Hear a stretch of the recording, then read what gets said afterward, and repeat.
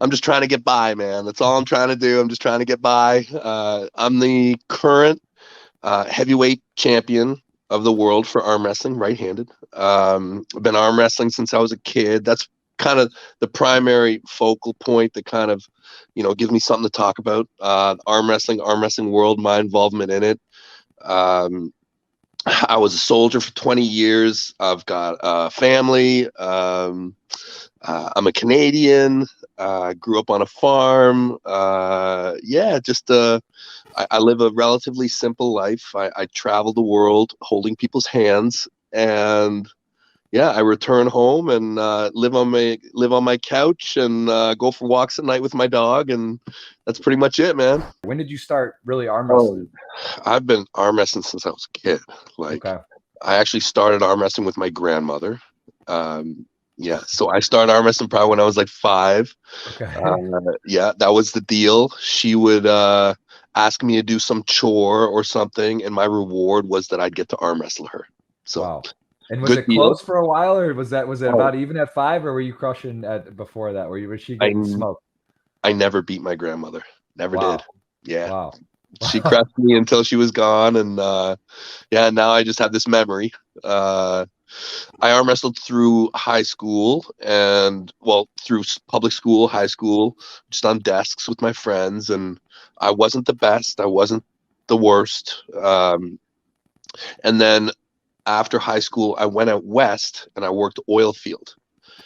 And I was starting to get pretty strong at that point, but that is where I met a professional arm wrestler. And I couldn't believe it. I was like, what? This is a thing? I'm like, this is crazy. I'm like, so I followed the dude around like a lost puppy. And what year is this, roughly? This would be like 94, winter, early winter of 94. So I would have been like 18. Wow. Yeah. And I followed him around, just begging for his tutelage, which he eventually gave me. This guy called Devon Larratt, from an arm wrestling family. So at that point, arm wrestling was much more underground than it is now.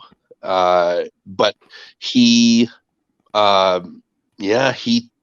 trained me in the basics, trained me how to train in the gym for it, which I was already actively going to. I was an active guy in the gym. And then I moved back to Ontario, found out that the scene was here, alive and well. I ended up joining the Army, and at that point, I was deep in the sport, and I stayed involved right till now, right till present. So I think that probably around from like 2003 till like 2011 or 12, I think. Yeah, 11, I think, somewhere around there. Yeah, it's all quite a haze for me. I'll tell you, I spend very little time looking back at it. But it was a fantastic time in my life. I worked with some of my favorite people. Some of my most inspirational moments come from those deployments.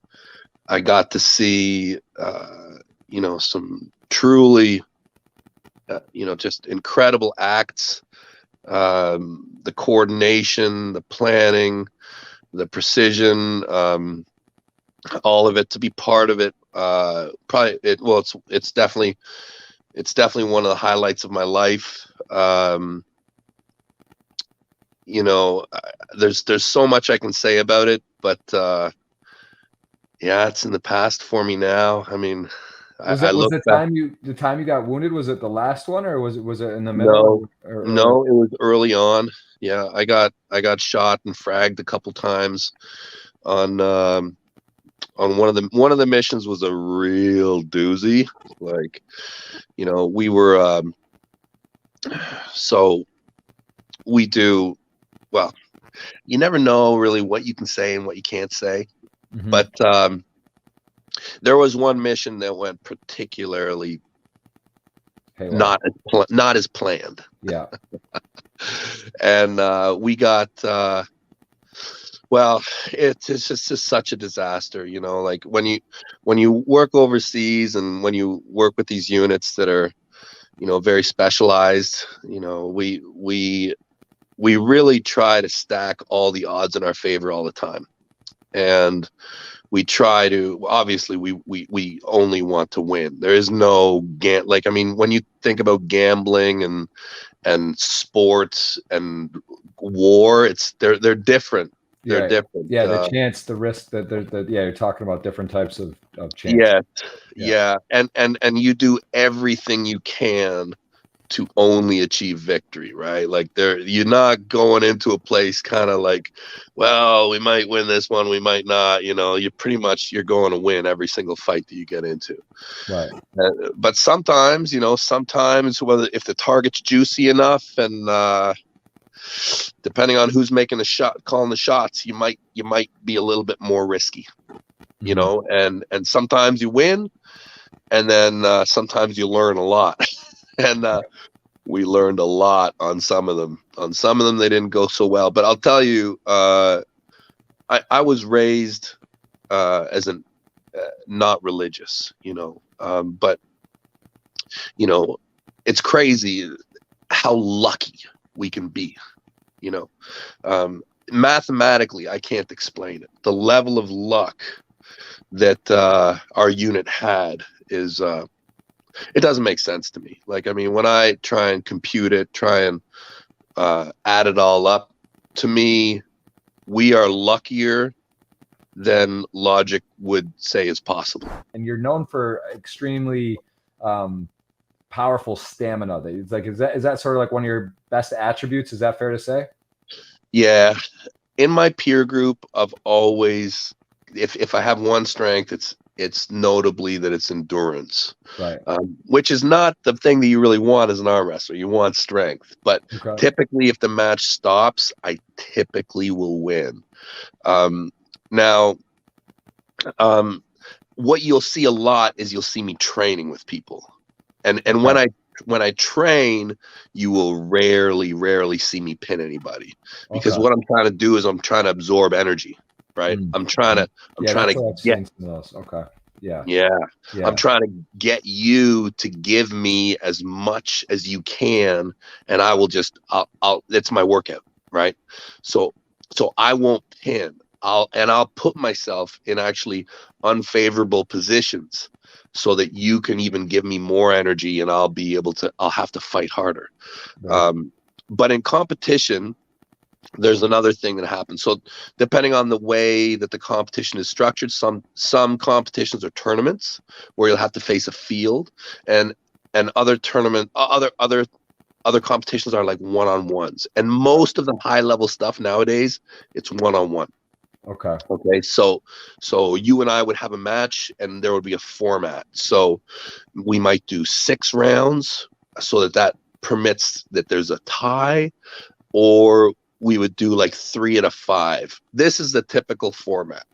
Either 3 out of 5 or 6. There are other formats, but this is very normal. And go ahead. Sorry. And then what happens is you have strategies. So a lot of times people will try and pin each other, but typically, depending on your strengths, you might not ever want to pin your opponent. Yeah. So I have this little tattoo I like. I don't know if you can see that. Okay. Yeah, I see it. What does it represent? So I prefer to have people give up.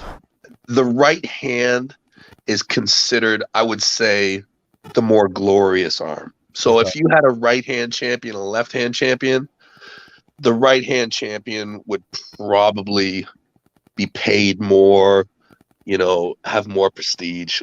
There's more events and more prize money being offered on the right side. Right. Yeah, so I made a conscious decision 3 years ago just to basically abandon the left. I call it my party arm. It's just, you know, whatever. It's just around. Yeah. And yeah, I go all in on the right. Yeah, because I want to still try to go at the highest level possible. And I find that as I age, recovery, it's a really fascinating experiment. Like, I could go on and on about it, but it allows me to optimize this arm, you know, more than if I was working too. We are like the best at longevity out of any sport in the world. Wow. Yeah, we are the best when it comes to longevity. So I'm 47, and I'm probably, with my right hand, I'm probably as good as I've ever been, if not better. Wow. And this is quite a common statement, actually. I'd say that there's a lot of arm wrestlers between 40 and 50 that are crushing it. But I have to tell you the story about this one guy. Okay, so when you talk about the bell curve of the population, right? Like, there's not a lot of super heavyweights, just genetically, there's just not many. I'd say most people, if you just look at the population in North America, there's a ton of dudes walking around like 175 pounds, a ton of them.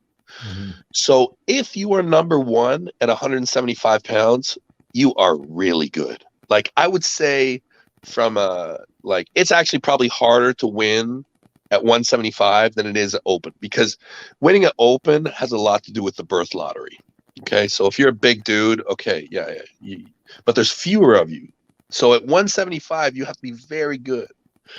So, I'd say about 4 years ago, the best guy on the planet at 176 was like a 67 or 68-year-old guy from Ontario.